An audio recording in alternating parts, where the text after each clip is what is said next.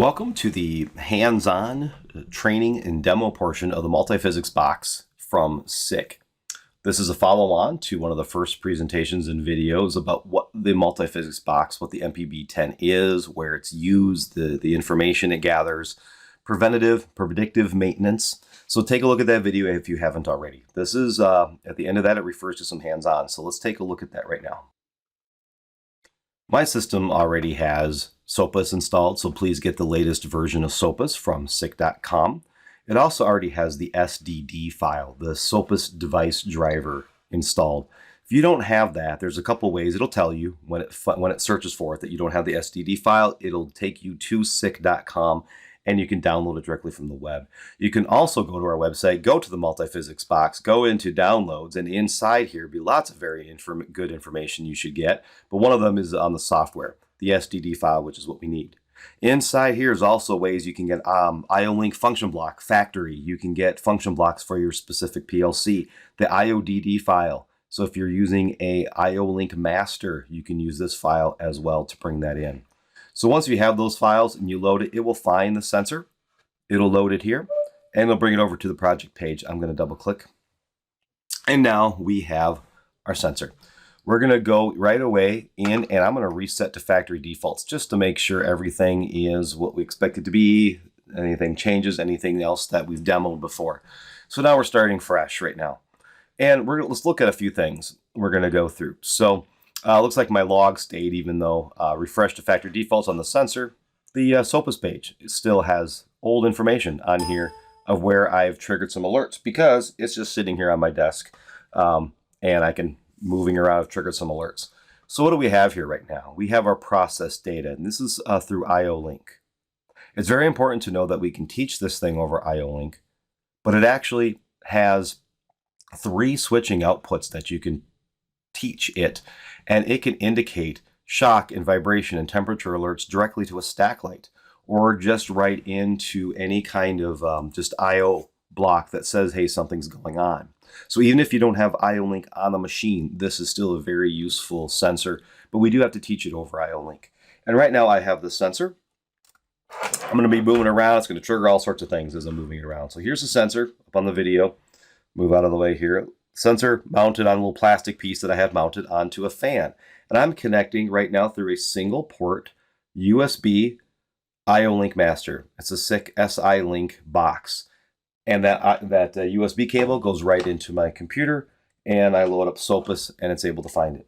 I'm going to reattach the sensor back to my fan and that will give us some vibrations, something to go off of. It doesn't have to be a fan. You can use anything. You can just give some vibrations on the table, whatever you want to do to simulate that. Shock is easy. Temperature is pretty easy as well. So I've already triggered a bunch of stuff. Let's take a look through here. Let's see what we can see. Process data. Bit 15 down to bit 0. Why are these 2 bits in gray? These are interesting pieces of information here. The diagnostic alert 1 and 2, bit 6 and 7 it's assigned to.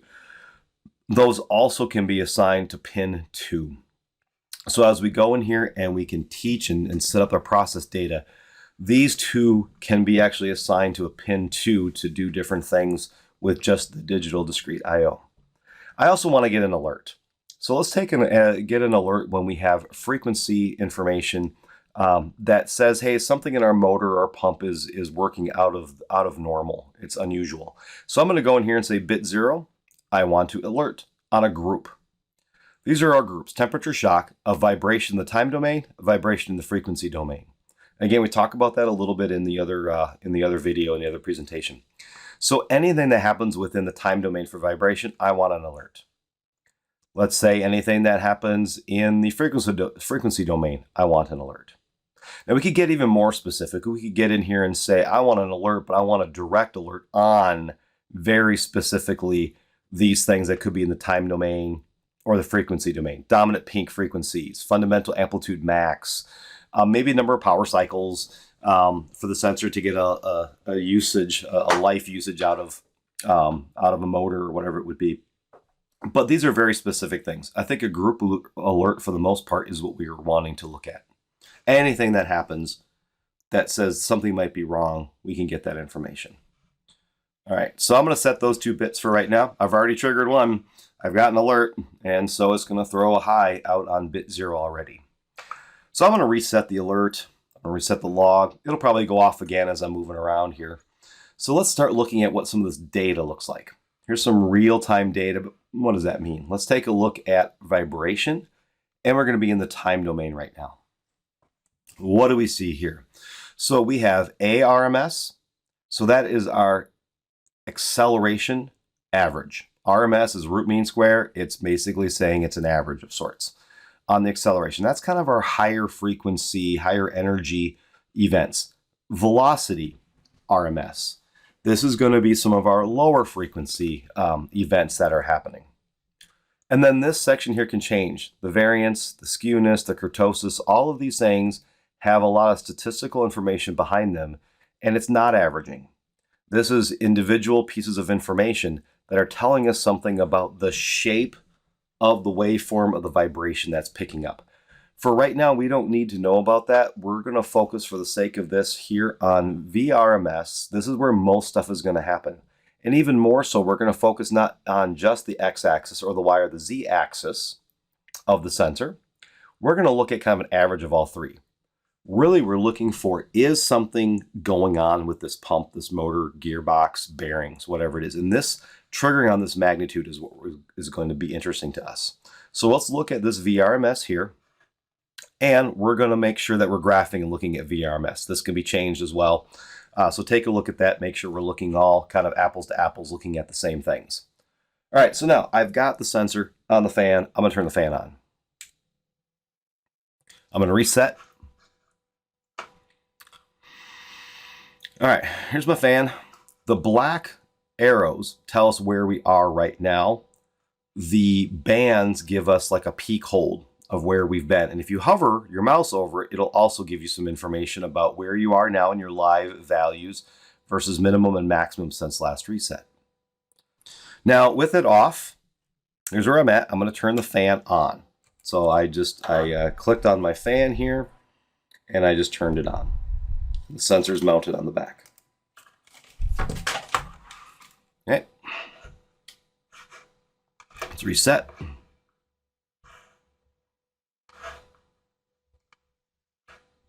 I'm going to teach.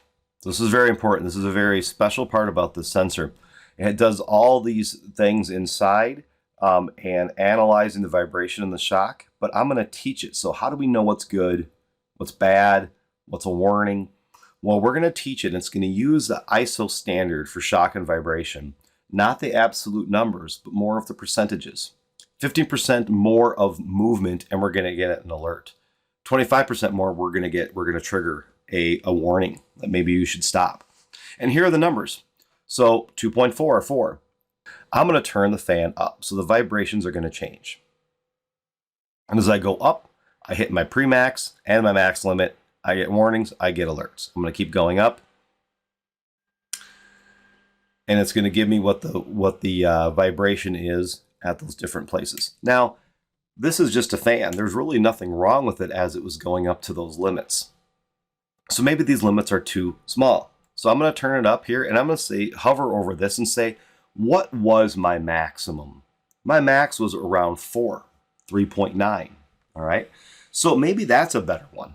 So I'm going to go down here to my max limit. I'm going to say, let's put it right at 3.9. Maybe I should put it at 4. Maybe we'll do that next. And my minimum, instead of 3.9, let's make it 3.5. Okay, minimum limit. I don't really care if it's not on. Now this would be something, maybe a belt slips off or something breaks and you have no vibration. That might be good to know. For right now, I'm just going to leave it off. So a -1 on here basically turns it off. Now you can see my pre-max and my max are way up here. They're really close to each other. I can give maybe a little bit more separation. Let's do that around 3, maybe a little separation there. I'm going to reset my min and max. Here's where I'm at. I'm going to turn it on. We'll see a little jump. There we go. Woo, big jump. All right, it's still triggered. Let's move this up to 4.2. And let's put this at maybe 4. And I'm going to turn the fan on. All right, we're still moving. We're still working. I can turn the fan up a little bit more, little bit more. We can see the arrow moving up, getting a little bit more vibration. I'm nearing a severity zone of C, so restricted operation. I'm getting pretty close to not being good. All right, now, but I'm still operating. Everything's in good shape. I'm going to take something and stick it into the fan blades. I just have a little, you could use a cable tie, a twist tie, pen cap, whatever you want. Just be careful. But I'm going to stick it in here. I'm going to create more vibration. And now I triggered an alert. So this shows basically how you can teach it. Start with a certain level. If you're getting false triggers and false alerts, you can just change your warning and your max limits and to be the level that you want it to be. Now I focused here on VRMS and on a magnitude. If you know that certain axes are getting more information about vibration and damage, you can trigger on that. But right now I'm working on triggering on just on the magnitude. And one of the places I can set that up is in settings. So my alert axis, I want to trigger on magnitude. I could trigger on each of the axes, but I'm more interested to know, is anything happening in this device? A couple other things to look at in here is the block length and averaging. So in the other video, we talked a little bit about block length and we talked a little bit about key values that are being stored.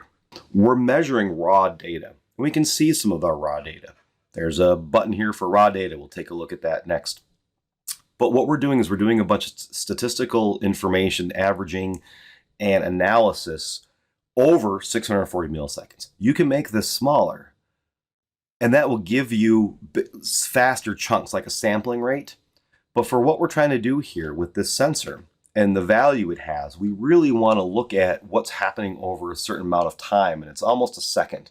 And I would even say, for the sake of looking at this data, averaging over 3 blocks may even be a good idea to get a better signal to noise ratio. Now, if you're going to do something like shock and you're going to hit it, that means you got to wait almost 3 seconds before you get a signal on the shock. But your signal to noise ratio gets really nice. So I like those numbers here, and being able to have a long block length and averaging over 3, I think, is a good idea. Now we can look at the raw data. Before we do that, let's talk about why we might want to do that and look at the information in the frequency domain. Now, if I look at the frequency domain, it's going to tell me what this sensor is picking up. I'm going to turn the fan back on. We're going to get some information coming through here. All right, what this is doing is breaking down and finding what frequencies and at what amplitude make up the signal. What does the signal look like? Let's take a look at the raw data. I'm going to read raw data in. The sensor certainly records raw data, but the idea of the sensor is not to send that raw data out and have to have the customer try to figure out how to analyze it, use it, do the statistical analysis on it. It looks like a mess. It's noise.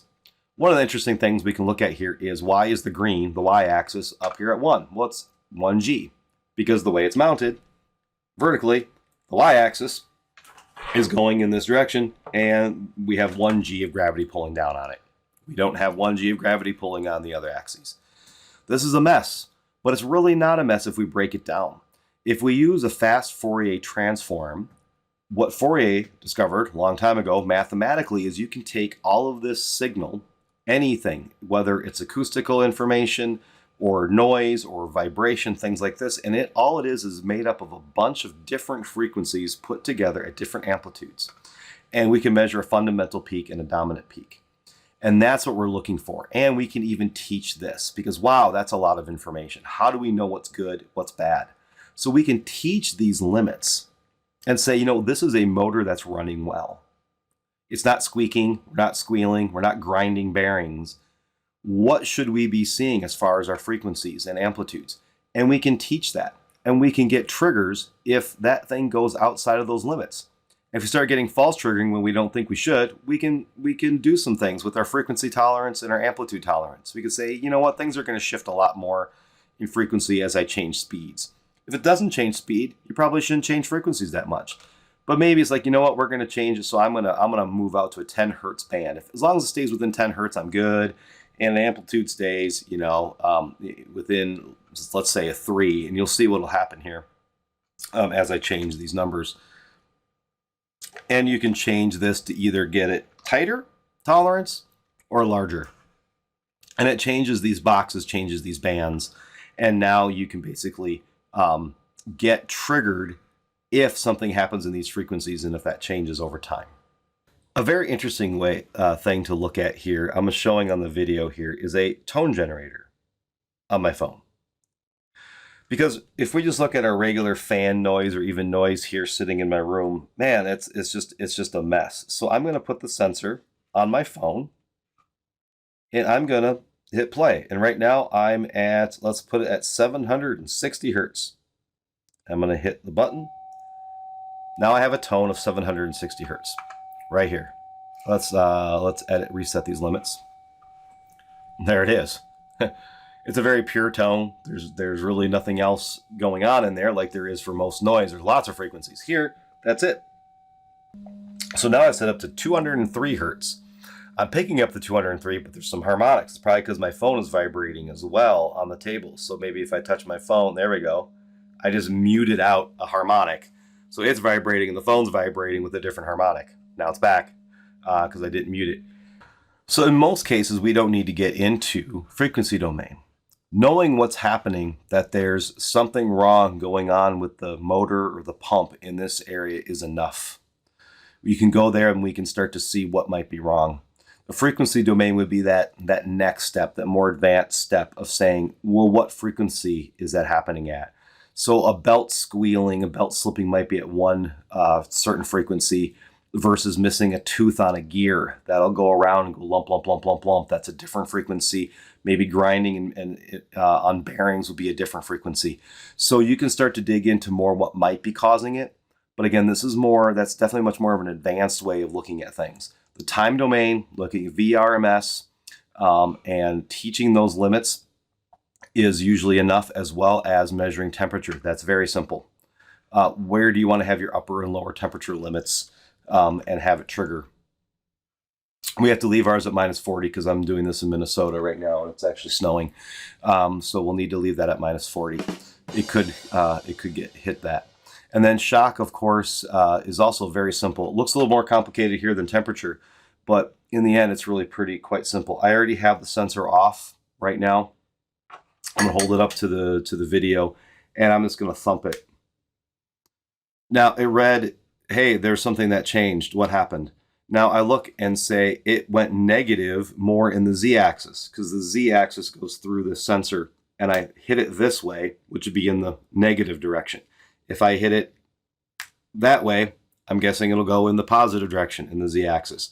If I hit it from the side, I think that should be the X-axis that it picked up. Yep. And I hit it that way, that's a positive acceleration. I hit it this way and it'll be a negative acceleration. So it's very simple. You can set your shock threshold in G's and it'll set alerts. And again, that information can go over IO-Link. And if you have an IO-Link master and an IO-Link system in your machine, in your manufacturing, great. You can also just take this and go directly to a digital output. And that can trigger a system. That can trigger an alarm, stack light, or any other thing within the machine system. There's other good information in here too in general device settings. So we talked a little bit about these bit 6 and 7, these diagnostic alerts. That's what gets sent to pin 2. So we can go in here and say diagnostic alert 1 and 2, and that will be, you can pick which one of these will trigger pin 2. You can also use pin 2 as an input for triggering. You don't care about measuring any kind of vibration or shock unless you give it an input that says, oh, something's coming down the conveyor or something's happening, now start measuring. You can give trigger signals, you can give inputs to clear alarms back out, another switching output for over temperature, over shock, maybe something in the frequency domain changed, and then these diagnostics alert. And again, you can go into here and change what those diagnostic alerts would be. Right now, it's a warning for VRMS and a max for VRMS, but you can go there and change that to basically whatever you like, shock, temperature, or any of these other direct alerts that you would like, and that will come out on pin 2. And that is really it for the sensor. There's a lot of other things to look around in here, but if there's just any takeaway, it would be to set up your averaging, look at the magnitude for VRMS, maybe ARMS as well, and use the teach. And teach it, and then you can adjust the limits to give you an output. to give you a signal to let you know that something has changed in the shock, the vibration, the temperature of your system, of your motor, your pump, your drive, your gearbox. And then now you can do something with that and learn what that might be. Thank you very much for paying attention, and let me know if you have any questions.